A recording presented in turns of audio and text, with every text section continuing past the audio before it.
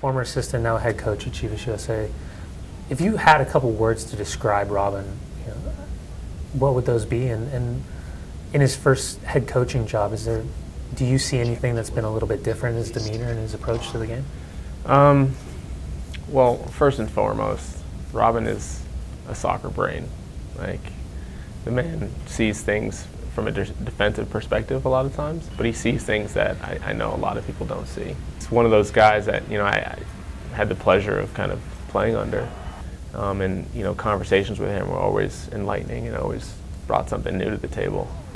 When you're looking at Chivas USA, I mean, obviously a lot of these clips are going to be offensive clips and what they've been doing well.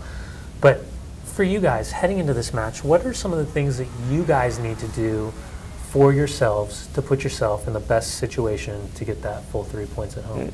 Going back to square one, we know what makes our club successful, and we know what we do right, and we need to kind of really remember our strengths. The last 2 games, they've gotten the full 6 points. One of the reasons has been the play of Alejandro Moreno. Ali's known throughout the league, that workman-like mentality you were just talking about, just going out there and getting the result and competing. This kind of fits the character of an Alejandro Moreno.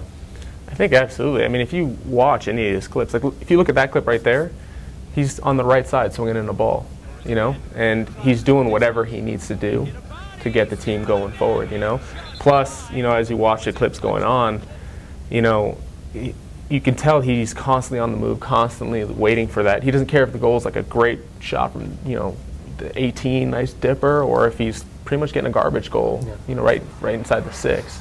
He doesn't care. It's just whether or not we're very attentive to where he is at all times. I think Moreno, the biggest thing with him is that he doesn't have the pace to beat, like an Olave or getting behind us. Even with the outside backs, I don't think he has the pace to beat us there. Borch, I think, is too good positionally to get beat by him. And you look at that play right there, that's Labroca getting on the end of a cross that isn't even really from the end line. That's a cross that's from maybe 25 out from Moreno, which is funny enough. So it looks as if, those guys aren't afraid to move wherever they need to go, and it looks like Labroca's not afraid to go forward, It's one of those things where the communication, picking up that extra guy coming through, that's so important. I think especially, when we played Monterrey, they were so good at that. That like they had all kinds of midfielders coming through. This is a lot of, quick mistake, ball gets in behind, quick cross in, like that one perfectly. He gets in here, he gets the turn here, all of a sudden it's dangerous.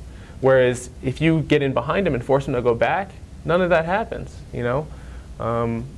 But again, Moreno's so good with that body position. I think a lot of it's just mentally being sharp all the time and knowing that, he's looking to get in behind us like that. Look at this right here. You got 3v2, and you got 3 guys out on 2 guys out there, right?